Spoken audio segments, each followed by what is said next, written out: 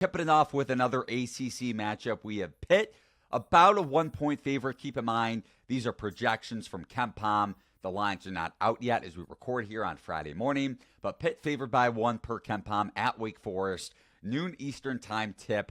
I'll be on the Demon Deeks. I'm hoping for a pick 'em, maybe -1. But if you go back to the ACC tournament last year, Hunter Salas and co. lost to Pitt, so a little bit of revenge in mind. They split the regular season series, but Wake losing to Pitt in the first or second round of the ACC tournament. And Wake also needs this game for its at-large resume. You go back to the last couple games, losing at Louisville, a bet I know you had on the cards, and then against Duke, covering the number last weekend, but not winning the game outright. So they need this one and a bounce-back spot for that matter. Key for Wake's offense, a couple different things. But A, non-conference, they struggled against high-major competition because Hildreth and Salas weren't shooting well at all from three. But Salas, over his last 5 games, shooting 38% from deep. Pitt also has poor ball screen defense, and that should play into Salas, whether he's handling the ball, shooting the ball off of a ball screen action, pick and pop, whatever it may be, or attacking the basket. And also Pitt grades in the 16th percentile per synergy on its post-up defense on a points per possession basis. That should pay dividends for Spillers and Efton Reed. Keep in mind, Salas and Reed both came over from Gonzaga a couple years ago. So both of those guys have experience in big games. I expect them to come through in this spot. What say you, Justin?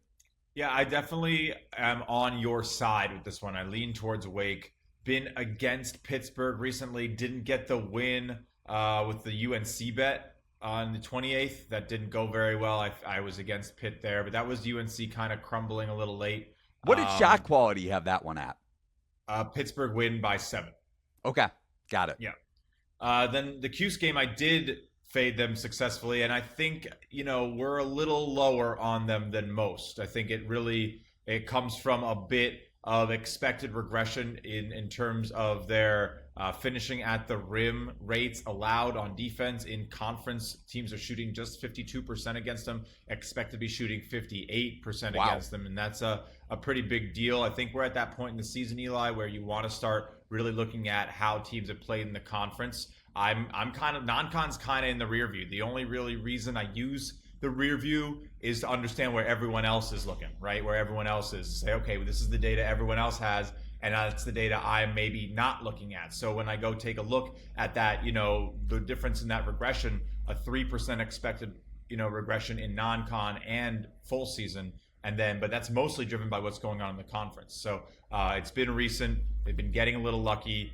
I think you can, if you like that lead towards Wake, I like it from their side as well. I expected to be doing better from the mid-range, but they're starting to shoot better from 3. They were, expected to be doing 3% better for the season, but in the conference, no, exactly on point. So they are doing a little bit better. The shooting's kind of going as expected now. I think it's probably a pretty good buy spot here with this Pittsburgh team.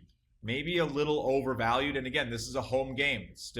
They are efficient attacking the rim. They force turnovers. They use the post a lot, which is effective at getting those open looks because they're going to need them. Wake's not exactly the best 3-point shooting team, and they don't get to the rim enough.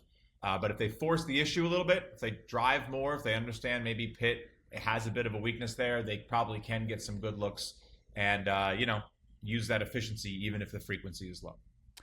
I wanted to get your take on something kind of broad level here. I mentioned this a lot in my handicaps and my write-ups over at TheLines.com, situational spots. And I know shot quality and regression models maybe don't play toward that. I want to give you credit here. We went oppo on Alabama, Mississippi State earlier in the week. I had the Rebels, or the Bulldogs, I should say, at home. You had the Crimson Tide. Granted, Mississippi State blowing a layup at the rim for the lead, but Alabama probably still would have covered the closing line of 1.5 because Alabama was a 1.5-point dog on the closing number. Do you take into account situational spots? Because this is a great home spot for Wake Forest where they're probably going to play above expectation, or does that not really matter to you in terms of your handicap? It matters because it changes the line.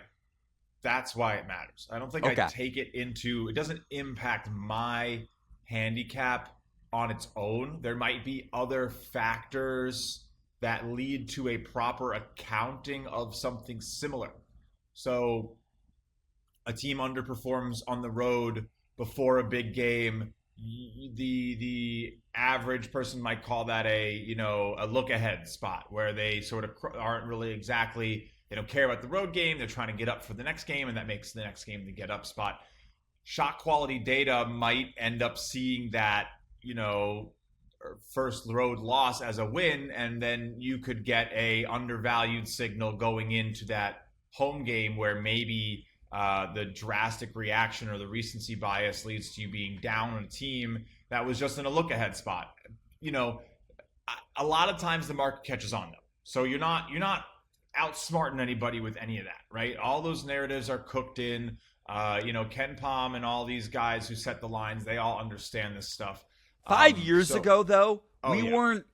The market wasn't nearly Very as different. efficient as it is in these spots. I agree with you, though. One of the most dramatic age, shifting markets in sports betting in the last 5 years of college Yep. basketball. In terms of ways it has gone to the fact that you might even now be full circle able to get like an edge using Ken Pom again.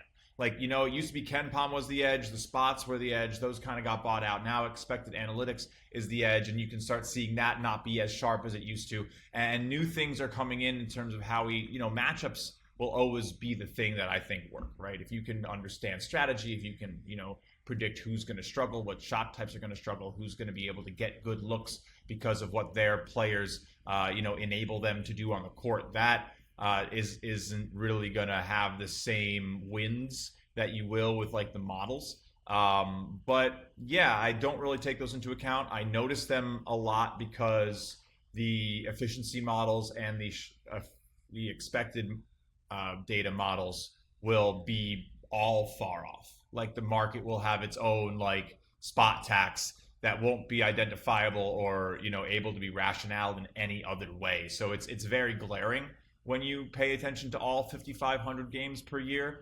But yeah, I don't really necessarily account for it. If anything, if it's in my favor and like I'll like it even more, I'll be like, thank you for giving me a bonus. And if it's against me and ruining my edge, I end up skipping the play.